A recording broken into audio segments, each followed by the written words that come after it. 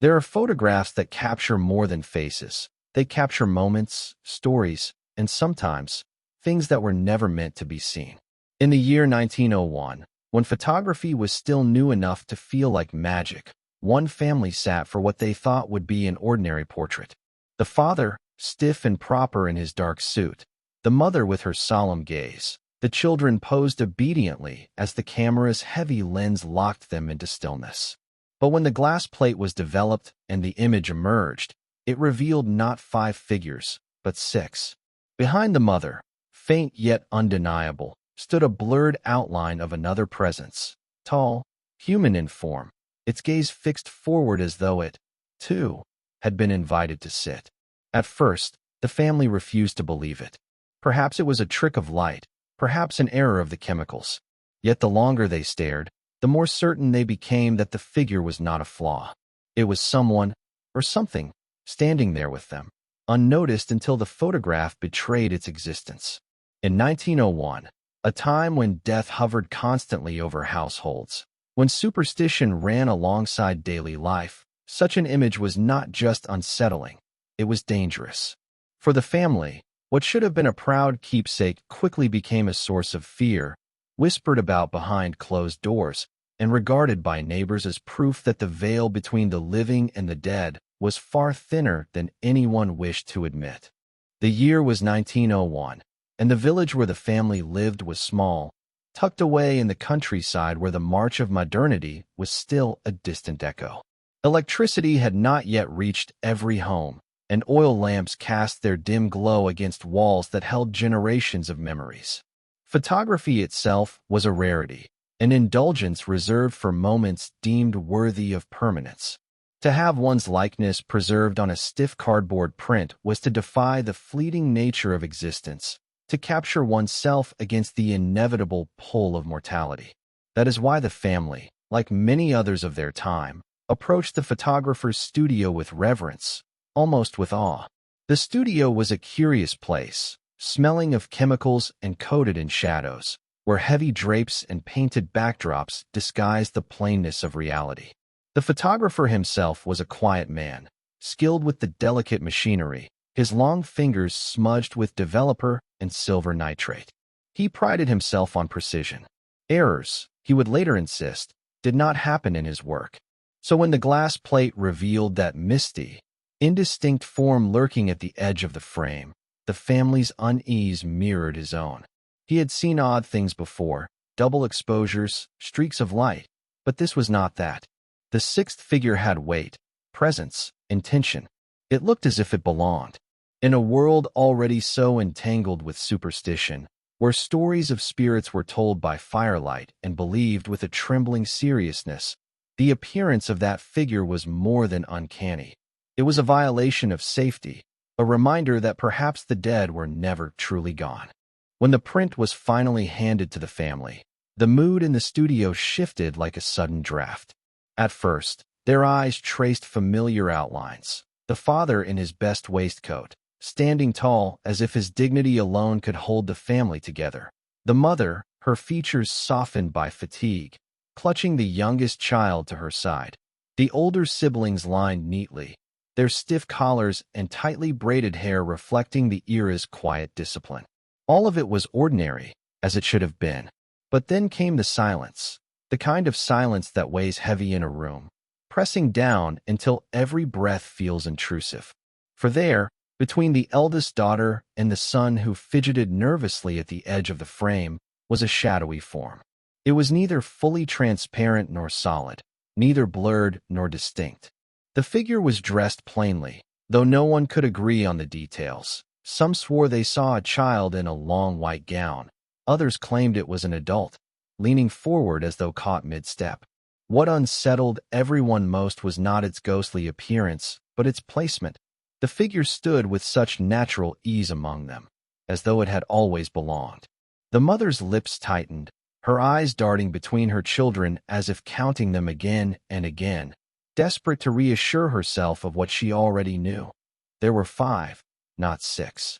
The father cleared his throat, trying to brush it off as a trick of light, but his hand trembled as he set the photo down. Even the photographer avoided looking too long. as if by denying its reality, he might spare himself the burden of explaining the inexplicable. The news of the photograph spread faster than wildfire in the small rural community, where gossip served as both entertainment and quiet judgment. Neighbors who had once nodded politely over fences now whispered behind cupped hands, trading theories like currency. Some said the figure was the spirit of a child the family had lost years earlier, a secret they had never spoken aloud but that had returned to demand recognition. Others insisted it was an omen, a warning that death would soon visit their home, for photographs, they believed, had the power to capture not just likeness but fate itself. The local priest, summoned reluctantly by the uneasy mother, studied the image with furrowed brows, refusing to give a definitive answer, yet urging prayer and vigilance. He, too, had heard tales of spirits trapped in photographs, of souls unwilling to leave the earthly plane, drawn instead into the frozen image of those they loved or cursed. Children in the village dared each other to peek at the print, some swearing that the mysterious sixth figure's eyes seemed to follow them, shifting subtly each time the picture was passed from hand to hand. The photographer, now deeply unsettled, grew defensive, claiming his equipment was sound and that he had never once seen such a mistake in all his years. Yet even as he spoke, he avoided touching the print again, leaving it face down on the table whenever he could. The family themselves grew quieter in public, their presence in town shadowed by the invisible companion captured forever in that single, damning frame. As days turned into weeks, the photograph seemed to take on a life of its own. The family tried hiding it in a drawer, but somehow the children would find it, staring in silence at the pale figure that had no right to be there. The father, a man of reason who had worked the fields his entire life, grew frustrated, insisting it was nothing more than a flaw in the developing process. Yet when he attempted to burn a copy of the print, the fire sputtered strangely, refusing to catch until he gave up in a fit of rage. That small failure only deepened the belief among neighbors that the image was cursed, that to destroy it would be to invite disaster. Whispers of witchcraft slithered through the village, and some even speculated that the photographer himself had conjured something unnatural, intentionally or otherwise, with his lens. At night, the family claimed to hear faint footsteps in the hallway, the sound of someone small moving from room to room. The mother, sleepless and pale, swore she sometimes caught sight of a shadow just beyond her vision, a figure the size of a child standing at the edge of her bedroom door, vanishing whenever she turned her head. What had begun as a simple family keepsake had transformed into an object of dread, a reminder that perhaps they had captured not just an image, but something waiting to be acknowledged. No one in the household spoke openly about it anymore, but the silence around the subject only made its presence feel louder, more real, as though ignoring the sixth figure gave it more power. By the time autumn settled in, the photograph had spread far beyond the family's home. Relatives who visited out of curiosity left unsettled, whispering about the unnatural presence and refusing to sit in the parlor where it was kept. The local pastor, after being shown the image, frowned deeply and warned the family against dabbling in shadows, though they had done nothing but pose for a picture. His refusal to bless the photo left them even more uneasy, as though the church itself wanted no part in the mystery. Children in the village began daring each other to sneak to the house at night, pressing their faces to the windows in hopes of glimpsing the extra figure walking among the halls. Some claimed they saw flickers of light in the rooms. Others swore they heard faint laughter, though no member of the family ever confirmed such tales. The mother, however, grew more frail, haunted by dreams of holding a child she didn't recognize, only to wake with her arms empty and cold. Meanwhile, the father took to locking the photograph away in a trunk, but the sense of being watched never left him, especially when he worked the fields alone. He began to look over his shoulder more often, convinced that something unseen moved in the tall grass. Neighbors noticed the change, the way the once sturdy man seemed shaken, his eyes hollowed as if he were carrying a secret he could not confess. The photo, once a symbol of family pride, had become a stain on their lives, something they could not show, yet could not escape. As weeks turned into months, whispers about the photograph grew into something larger, almost like folklore. Villagers began inventing their own stories to explain the sixth figure. Some claimed it was the spirit of a child who had drowned in the nearby river decades earlier, searching for a family to call its own. Others insisted it was an omen, a spectral warning of illness or misfortune soon to fall upon the household. The family could not escape these rumors. Even in the market, hushed voices followed them, and their produce was sometimes left untouched, as if neighbors feared that even the food they touched carried some unseen taint. The children, too young to understand, began waking at night, saying they had seen someone standing in the corner of their room. When asked what the figure looked like, they would only say, "Like us, but not." The father, torn between anger and dread, tried to dismiss these accounts as childhood fears, but the mother, pale and sleepless, believed every word. She swore she sometimes heard soft footsteps in the hallway when everyone was accounted for, and once, in the dim glow of a lantern, thought she glimpsed a small shadow dart across the kitchen. Whether it was exhaustion or something more, she refused to say, but her health weakened with each passing day. The photo remained locked in its trunk, yet it seemed to seep into their lives all the same, as if the figure had crossed from paper into flesh and shadow, binding itself to the family's very walls. It was the eldest son who finally dared to confront the photograph again. Driven by equal parts defiance and fear, he crept into the attic one night with only a candle to guide him. The house lay silent, but he swore the air grew colder as he unlatched the trunk and lifted the lid. The glass plate photo rested inside, its surface dulled with dust. He hesitated, then brushed it clean, revealing the figures once more. There they were, his parents, his siblings, and beside them, the sixth. Only this time, something seemed different. The figure's face, once blurred and indistinct, now appeared sharper, as though the passage of time had developed it further. It bore the faint outline of a child's smile, lips curled in a way that was not kind, but knowing.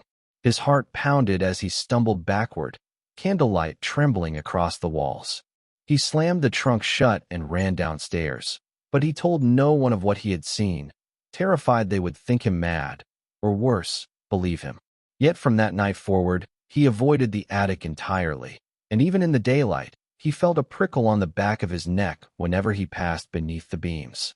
It was as though the photograph itself had begun to change, a living thing growing clearer, bolder, feeding on their fear. And though he tried to bury the memory, it lingered like a shadow at the edge of every room, reminding him that some doors, once opened, could never again be closed. The changes in the photograph did not remain a secret for long. Strange accidents began to plague the household, each one whispering of the sixth figure's unseen hand. The youngest daughter often woke with scratches along her arms, as if tiny fingers had dragged across her skin during the night. At first, the family dismissed it as her imagination, but then the father's lantern shattered without warning in his grip, sending flames licking dangerously close to the drapes. Even the livestock seemed unsettled, refusing to approach the barn after sunset, their low cries echoing through the cold night air. Soon the family could no longer ignore the sense that something had shifted, something alive and hostile. When the mother finally braved the attic to inspect the photo for herself, she screamed loud enough to bring everyone running. In the glass plate, the sixth figure now seemed to be leaning closer to the rest of the family, its outline darker, its features etched with unnatural clarity. It no longer stood apart. It was among them. Panic swept through the house, yet no one dared destroy the photo. The father insisted it was nothing more than shadows and tricks of light, but his voice shook when he said it, and the children saw fear flickering in his eyes. From that day on, the house grew heavier with silence, each creak of the wood and gust of wind outside carrying the suggestion that they were not alone. Word of the photo spread beyond the walls of the family's home, slipping like smoke into the streets of the small town. Neighbors whispered behind closed shutters, their voices hushed but urgent. carrying the story from hearth to hearth until nearly everyone had heard of the mysterious sixth figure. Some pitied the family, believing they were plagued by a restless spirit, perhaps the ghost of a forgotten ancestor demanding recognition. Others, however, muttered of curses and dark bargains, insisting no ordinary photograph could capture such a presence unless foul forces were involved. The family found themselves shunned in subtle ways. The baker no longer greeted them warmly. Children crossed the road rather than pass too close to their yard, and church pews around them remained conspicuously empty on Sundays. Fear clung to them like a second skin, and though no one accused them outright, the sense of suspicion was suffocating. The father's attempts to dismiss it as gossip only fueled the talk. After all, who but the guilty would try so hard to explain away the impossible? Late at night, candles burned in the windows of neighbors' homes as prayers were whispered for protection against whatever darkness had settled in the family's house. What had once been a simple image, a memory of kinship, a keepsake of their place in the world, had become a mark of dread, an omen that turned even their closest allies into wary onlookers. As the whispers grew louder, the townsfolk began weaving the image into older strands of folklore that had long lingered in the region. For generations, stories told of a watcher in the shadows, a spirit said to appear beside families who carried secrets or guilt too heavy to bear. Some claimed the watcher was not malicious but mournful, bound to appear in photographs, mirrors, or windows whenever tragedy was close at hand. Others insisted it was an omen of death, that wherever the figure appeared, loss would soon follow. It wasn't long before the townspeople began predicting doom for the family, speaking as though their fates were already sealed.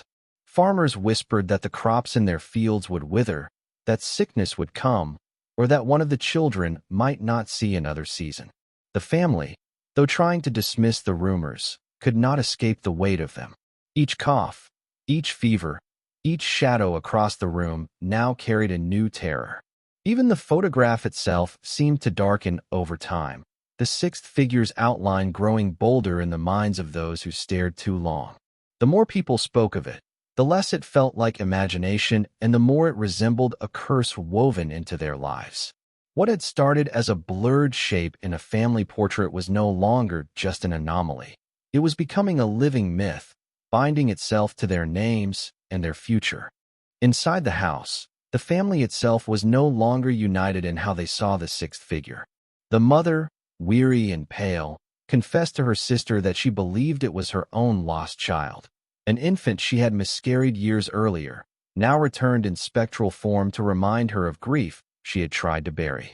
The eldest son, however, insisted it was no ghost at all, but the shadow of someone alive, an intruder who had stood among them without their knowledge, captured forever in the photograph. That thought unsettled him most of all, for it meant a stranger had been close enough to touch them, close enough to breathe the same air, and they had not even noticed. The father, stubborn and proud, denied both ideas but could not hide how his eyes lingered on the photo longer each night. He began locking the doors twice, checking the windows 3 times, as though the figure might slip through the cracks if he was careless.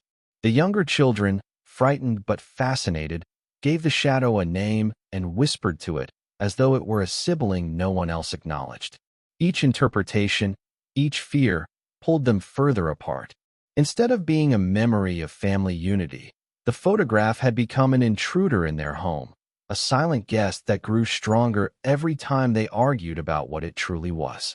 It wasn't long before word of the uncanny photograph traveled beyond the family's quiet home. Neighbors whispered about it in hushed voices, and soon outsiders, clergymen, scholars, and skeptics, began arriving at their door, each determined to impose their own interpretation.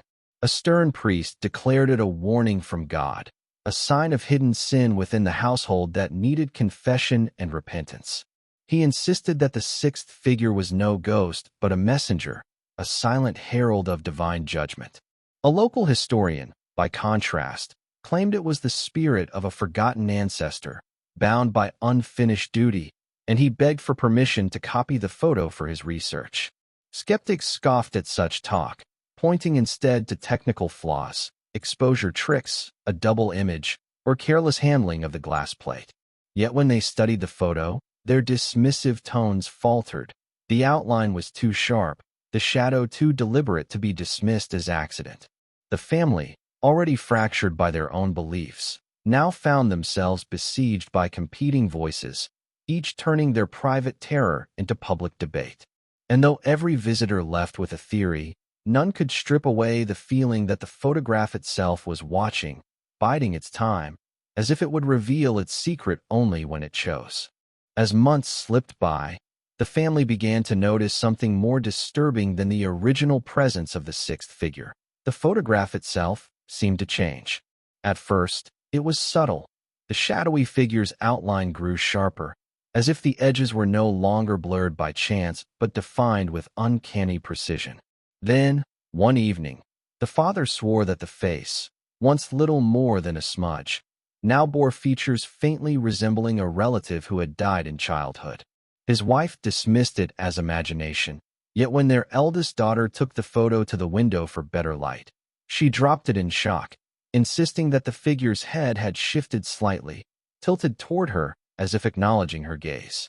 Each time the family returned to the image, there seemed to be some new alteration. The figure leaning closer, the hands more distinct, the eyes faintly glimmering where none had been before. Was the glass plate decaying? Or was the spirit captured within it slowly pressing itself into reality, inch by inch? The family grew hesitant to even look at it, covering it with a cloth, but curiosity always returned, because ignoring the photograph did not erase its presence. If anything, it seemed to thrive on being acknowledged, as though it hungered for their fear. It began subtly, almost dismissible, small things that could be explained away if one wanted to believe in coincidence. The youngest son swore he saw a tall shadow slip across the hallway mirror, though no one else had been there. The mother would find the chairs slightly moved in the parlor when she was sure she had left them neatly aligned. At night, the sound of an extra pair of footsteps often trailed the family as they climbed the creaking staircase, echoing just a beat too late, as if something unseen was following just behind. The most chilling came one evening when the father, restless and unable to sleep, wandered downstairs to fetch water. As he lit the lamp, he froze. On the far wall hung the family photo, still draped in its cloth covering. Yet beneath the thin fabric, a handprint had formed, pressing outward from within the frame. Fingers long, pale, and unmistakably human traced against the fabric as though the figure inside was testing the boundaries, seeking release. He tore the cloth away, heart pounding, only to find the photograph unchanged. Yet the air was heavy, and the silence after seemed almost expectant. The house no longer felt like theirs, it felt shared. Sleep became the rarest luxury in the household. Every night, a new disturbance clawed away at their sanity. Sometimes it was the faint scratching of fingernails along the wooden floorboards, traveling slowly from one room to another as though something dragged itself across the house. Other nights, it was the whisper of a voice, low, hushed, and undecipherable, coming from the direction of the covered photograph, as though someone inside it were murmuring to be let out. The children began to wake screaming, claiming a figure stood in the corners of their rooms, watching, waiting. The mother, pale and gaunt from exhaustion, confessed that she could hear soft weeping whenever she approached the framed image, the sound of sorrowful cries that seeped into her bones. Even the family dog refused to enter the parlor anymore, growling at the closed door as though it sensed something the humans could not. As the days dragged on, the lines between dream and waking blurred. The father admitted to seeing the sixth figure walk past the kitchen window at dusk, its face hidden, but its presence undeniable. The house was no longer a home, but a prison where fear lived in every shadow, and the family was trapped inside with something they could neither explain nor escape. The family's torment did not remain hidden for long. In small rural towns of the early 1900s, secrets never stayed buried, and whispers traveled faster than the wind. At first, the neighbors only noticed small changes. The father no longer lingered in the fields at sunset, returning home before the sky dimmed. The children, once lively and spirited, now kept their eyes fixed on the ground when walking to church, clutching their mother's skirt as if afraid the earth itself might swallow them whole. And the house, which had once glowed warmly with lamplight during winter evenings, now seemed perpetually dim, the curtains always drawn as if to keep the outside world away. These subtle shifts sparked curiosity, and soon, the town's gossip mill spun into motion. It began with hushed conversations outside the general store. Someone mentioned hearing screams from the family's farmhouse in the middle of the night. Another swore that on a foggy morning they had seen a figure standing by the upstairs window, staring blankly into the fields long before dawn. The figure, they said, was not the father, its posture too stiff, its silhouette too tall, its presence too unnatural.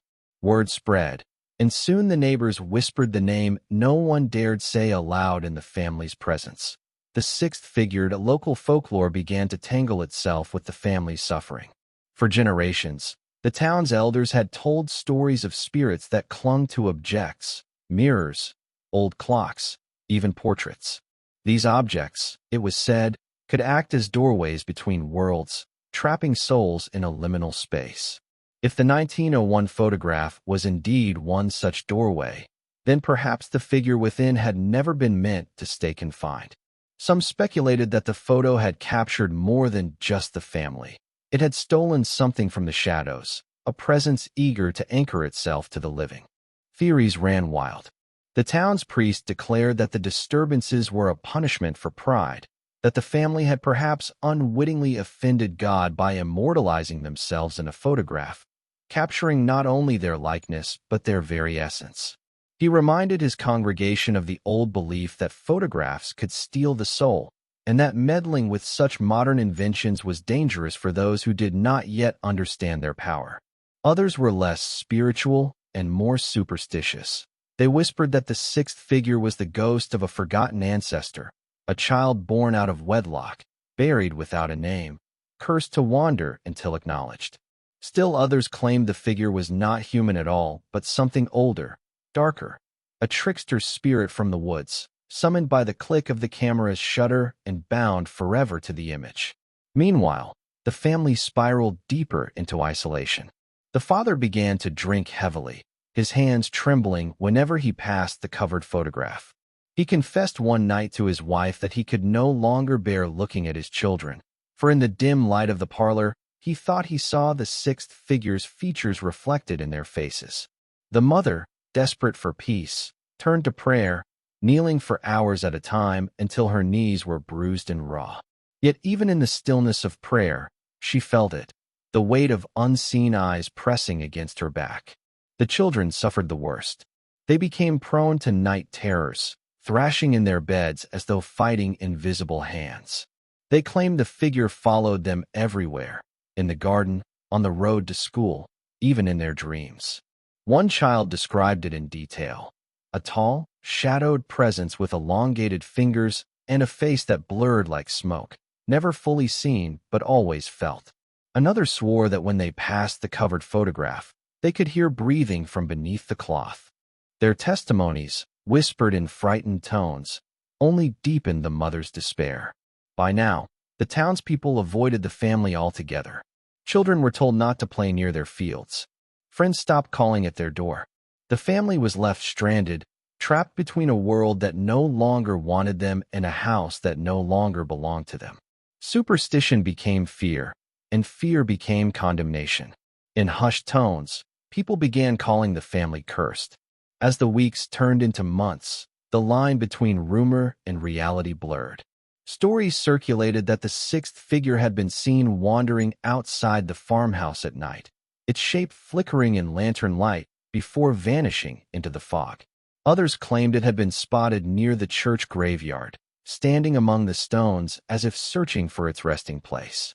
Some swore they had encountered it on the road, an imposing silhouette that forced them to quicken their pace, though when they looked back, nothing remained.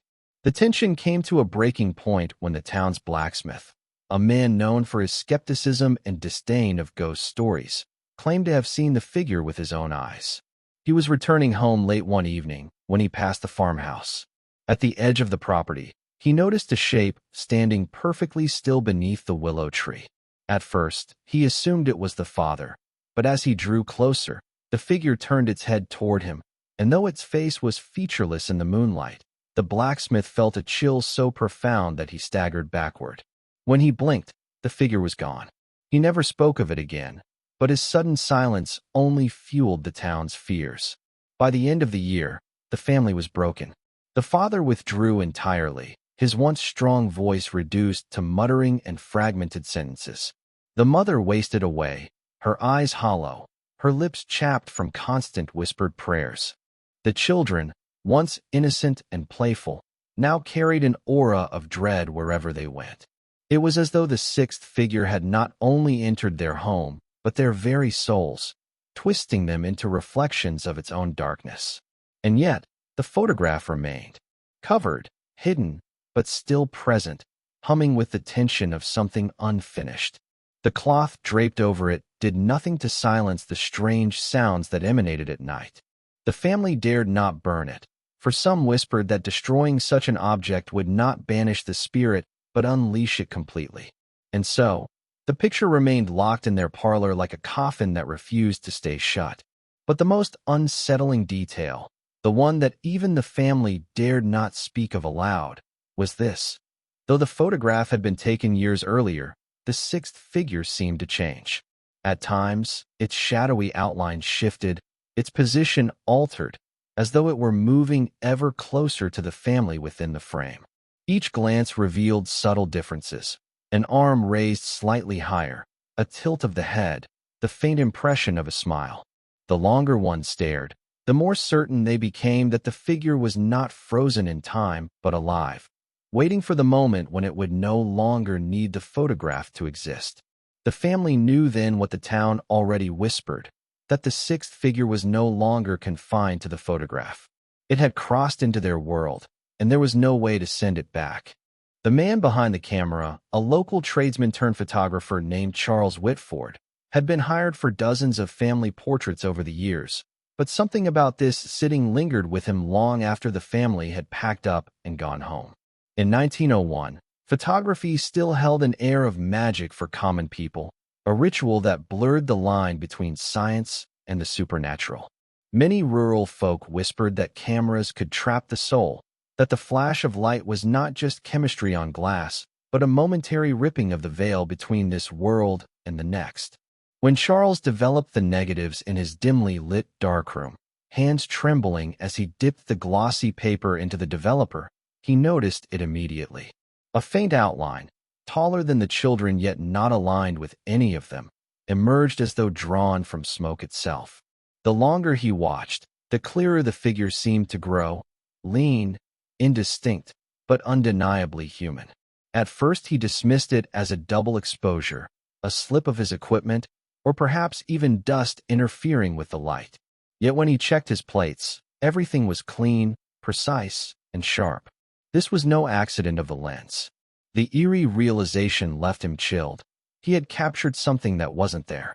Against his better judgment, he delivered the print to the family, unable to suppress the gnawing curiosity of how they might react when their eyes fell upon the sixth figure. When the Blackwood family first received the photograph, laughter filled the parlor. The father, a broad-shouldered man accustomed to working his fields, placed the framed portrait on the mantel, pleased at how dignified they appeared.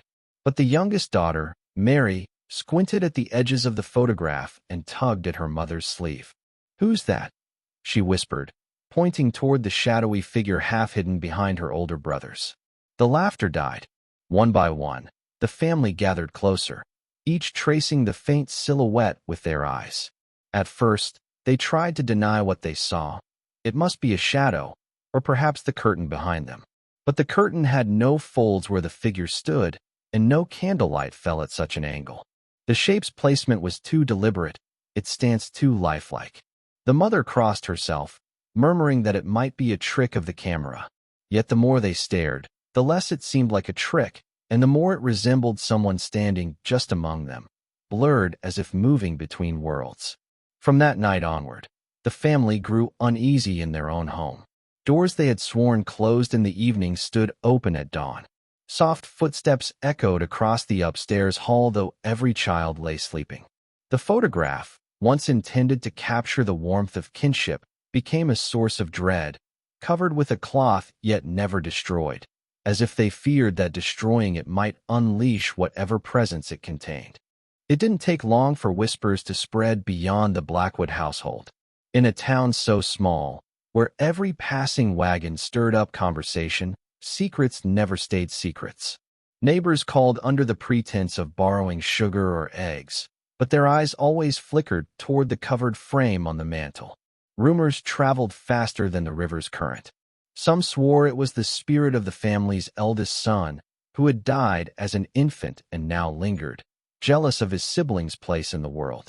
Others insisted it was a wandering soul, perhaps a farmhand who perished in an accident on the property years before. The most chilling theory whispered over pints of ale in the local tavern was that the figure was a harbinger, an omen of death that appeared in family portraits to mark who among them would not live to see another season. Charles, the photographer, endured his own torment. Each time he closed his eyes, he recalled the way the shape had appeared, not faint but watchful, as though it had been aware of him even as he peered through the lens. Some nights he dreamed of the figure stepping forward from the frame, no longer a shadow but a solid form, reaching out with hands blurred in motion. The town, once cheerful in its harvest routines, grew taut with unease. Doors were locked earlier, windows barred, prayers whispered more often at night. What had begun as a simple photograph now pulsed at the center of community fear, as though it carried within its borders a curse waiting to unfold. As autumn descended and the evenings stretched longer, the Blackwood home became a place of silence and dread. The children refused to play in the parlor where the portrait remained shrouded, claiming they heard whispers that rose from the frame whenever they drew too close. Their father tried to dismiss such claims as childish fancy, yet he too had felt the prickle of unseen eyes upon him as he passed through the room after nightfall. On one particularly cold evening, the mother woke to find Mary standing before the covered photograph, whispering to it as if speaking to someone only she could see. When pulled away, Mary wept, insisting that he had promised to watch over her and keep her safe. No one dared ask who he was. Illness soon struck the eldest son, his fever rising with inexplicable speed, and the local doctor could only shake his head at the sudden decline. Whispers grew louder in town. Some claimed the figure had chosen its first victim. The Blackwoods, once respected and envied for their prosperity, now found themselves shunned. Neighbors crossed the street rather than passed their gate, fearful of the curse. And through it all, the photograph remained, its presence unbroken, its mystery unsolved. The sixth figure, though faceless, seemed to grow in power, its shadow stretching far beyond the frame, wrapping not just around one family but around the entire town. This was no longer a story of a single photograph. It was becoming a haunting that refused to be forgotten. The Blackwood household, once known for its sturdy laughter and lively harvest gatherings, grew quieter with each passing week. The eldest son's illness did not abate. His once bright eyes dulled, his strong frame wasted, and no matter what remedies were tried, herbal teas, poultices, prayers whispered in candlelight, nothing eased his suffering. The local doctor came often but left with the same hollow look, muttering that some things were beyond medicine. The mother began to connect his decline to the figure in the photograph, though she dared not speak it aloud in front of her husband, who clung desperately to reason. But when the boy passed on a storm-swept night, his fevered breaths fading into silence, even the father's resolve cracked. The moment the family returned from burying their son, Mary claimed she saw the shadowy figure standing in the upstairs hallway, waiting, as though patient for its next claim. Grief intertwined with terror, and now the photograph no longer represented the family's unity. It marked the beginning of their undoing. The covered frame remained on the mantel, but the father began to drink heavily, staring at it for long hours as if daring the figure to reveal itself further. The children refused to go near it at all, and still, the whispers in town multiplied, linking the boy's death directly to the sixth figure. branding the Blackwoods as cursed. What began as gossip soon evolved into fixation. Families from nearby villages traveled to catch a glimpse of the photograph, some sneaking into the Blackwood home when the parents were distracted.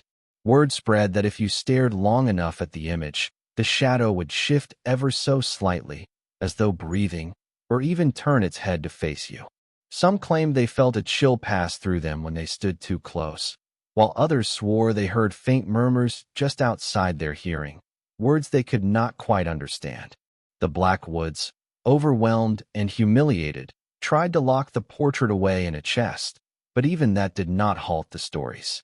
In the tavern, a preacher declared it the work of the devil, a deception sent to lure souls into damnation. Yet others whispered of spiritualists in the cities who believed such figures were proof of life after death, spirit photography, captured unintentionally. To the townsfolk, the Blackwood photograph was no longer a family keepsake. It was an artifact, proof of forces unseen.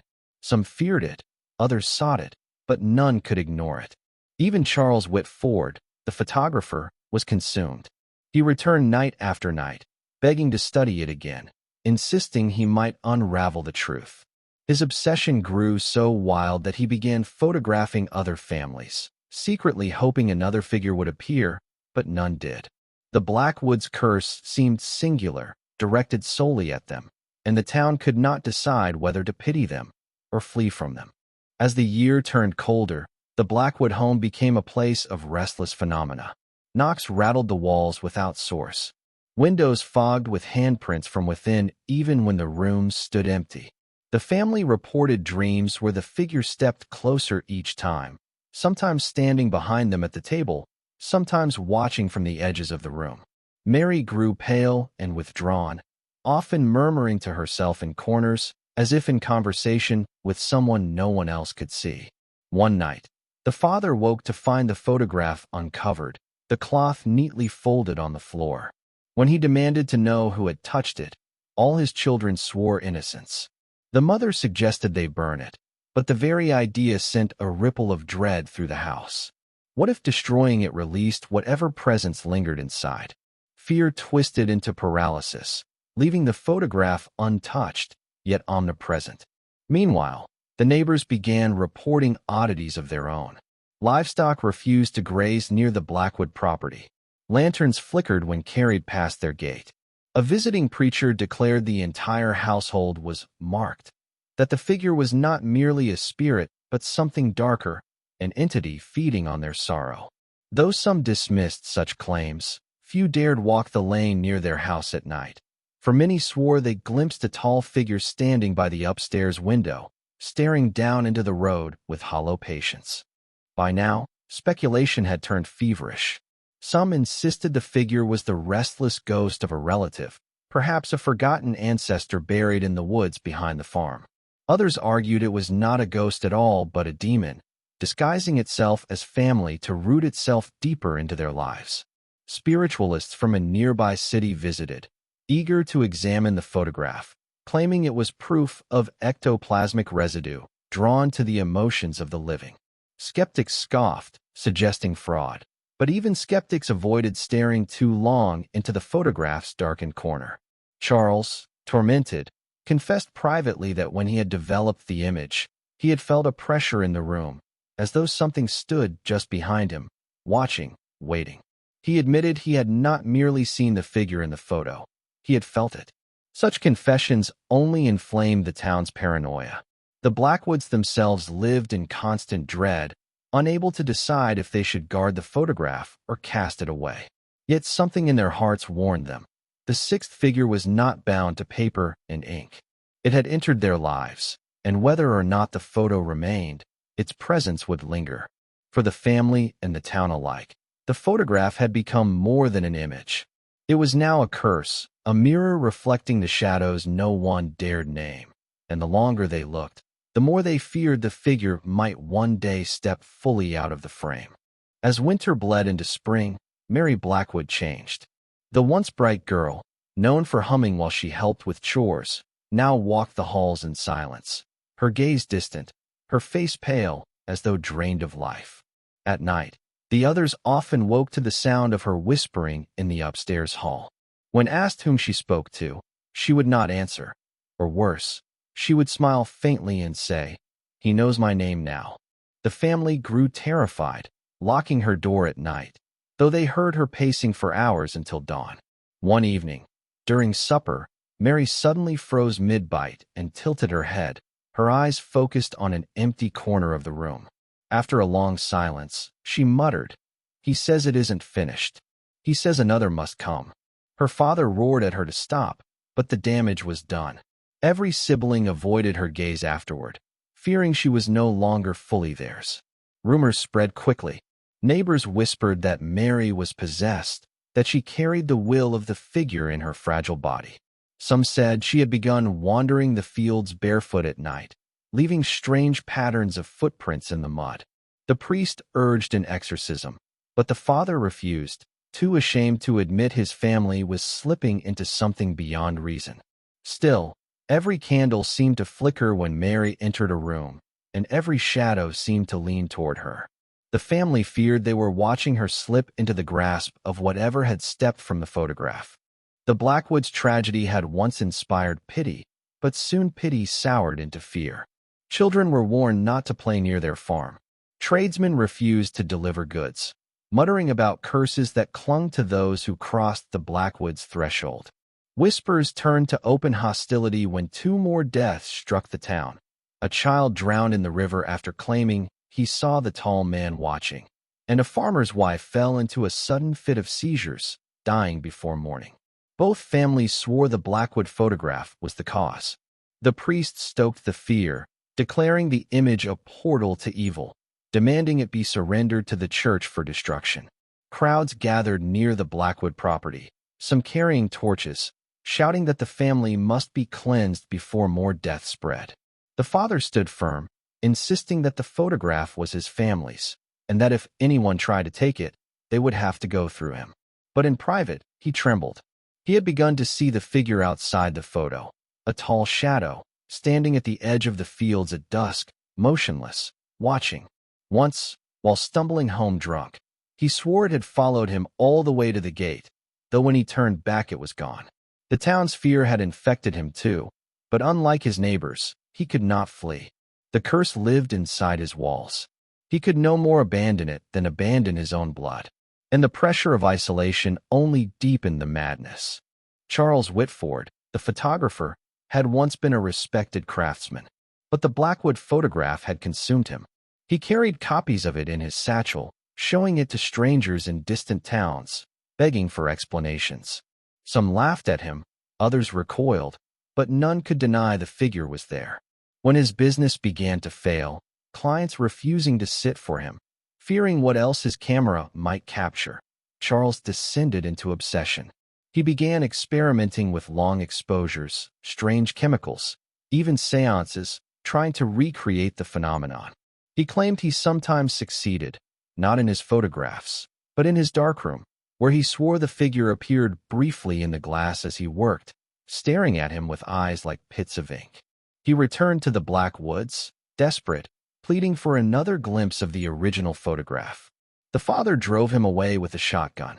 Days later, his neighbors found Charles wandering the road barefoot, clutching a ruined plate of glass to his chest, whispering over and over, "He's stepping closer." Within weeks, he disappeared entirely. Some said he drowned himself in the river. Others claimed he had followed the figure into the woods and never returned. Whatever the truth, his fate only fed the legend. The photograph did not merely haunt the Blackwoods. It cursed everyone who touched it. By midsummer, the Blackwood household was nearly unrecognizable. The children refused to sleep in their beds, choosing instead to huddle together in the kitchen with the lanterns burning low. The father, once proud and defiant, now muttered prayers between gulps of whiskey, his hands trembling whenever the floorboards creaked. The mother rarely spoke, her face drawn, her eyes red from constant weeping. Mary, if she was still Mary, wandered freely at night, the locks proving useless, her voice rising in strange chants that no one could understand. Sometimes she would stand before the shrouded photograph and whisper, "Soon." On the hottest night of July, the father snapped. Grabbing the covered frame, he stormed into the yard, shouting to his family that he would end it all by burning the cursed thing. He heaped wood, lit a fire, and hurled the photograph into the flames. For a moment, relief washed over them. But then the fire roared unnaturally high, sparks spiraling like black smoke, and Mary screamed in a voice not her own, "You cannot unmake what is already here." The flames died abruptly, and when the father scrambled to the ashes, the photograph lay intact, unburned, its surface cold to the touch. The family collapsed into despair. It was then they understood fully. The sixth figure was not in the paper or ink. It was in their blood, their land, their very breaths. And no flame would ever consume it.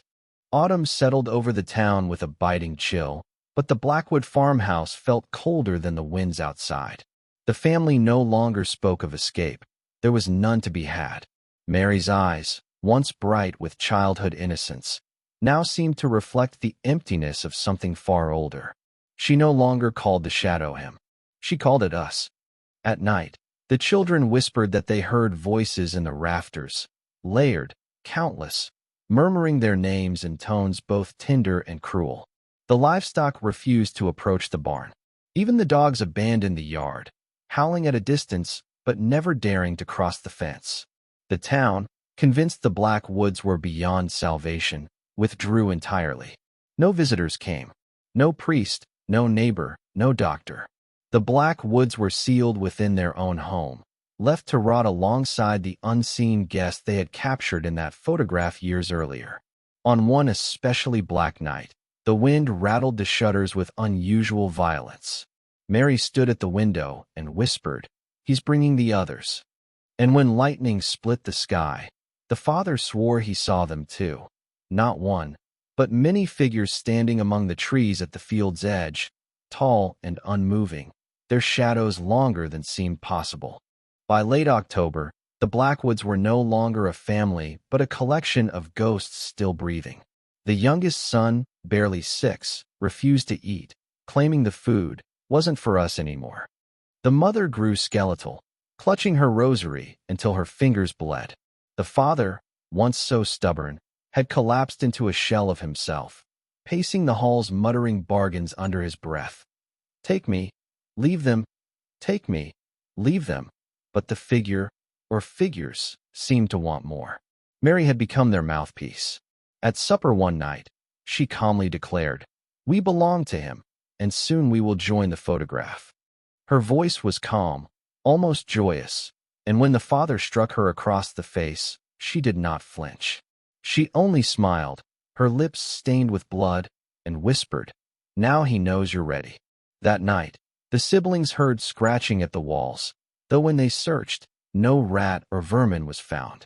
Instead, they found faint handprints smeared into the wood, as if pressed from inside the walls themselves. Sleep became impossible. Dreams were worse than waking. Every child reported the same vision, standing in a field of black soil, a towering shadow behind them, its hand resting on their shoulders. They were not afraid in the dream. They were calm, content, almost welcoming the touch. And that was what terrified them most. It happened on a night with no moon, when the sky itself seemed swallowed by darkness. The family huddled together in the kitchen, lanterns blazing, the photograph sitting shrouded in the corner where no one dared touch it again. The house groaned with the sound of footsteps above them, though the upper floor was empty. Then came the voices, first whispers, then louder, overlapping, as though dozens of unseen mouths were pressed against the walls. The children screamed, the mother clutched them, and the father brandished his shotgun though his hands shook violently. Then Mary rose. Without a word, she walked to the covered photograph, tore away the sheet, and revealed it once more. The faces of the family stared back in frozen sepia, but now, impossibly, the sixth figure was no longer at the edge. It stood in the center, behind them, its hand stretched forward, resting upon Mary's shoulder. The father fired at the glass, the shot echoing like thunder, but the photograph did not shatter. Instead, the lanterns burst, plunging the house into darkness. Screams filled the night, sharp and brief, then were silenced one by one until only the howling wind remained. By dawn, smoke curled weakly from the chimney, but no movement stirred inside.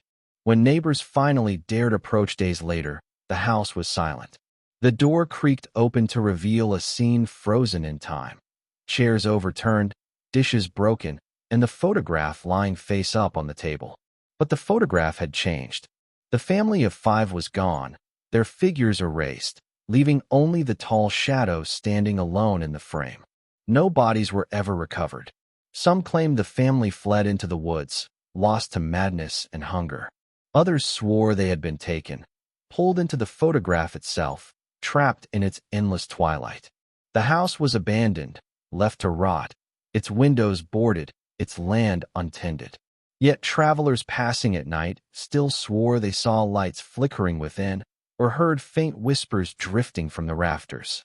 The photograph vanished from records soon after, perhaps stolen, perhaps hidden, perhaps destroyed. But the legend endured. The tale of the Blackwoods spread, of the 6th figure that came uninvited, of a family swallowed whole by a single frozen image. And some say that if you look closely at old family portraits from that era, sometimes, just sometimes, you will notice a blurred shape at the edge, taller than the rest, waiting, watching, biding its time, waiting for someone else to smile for the camera.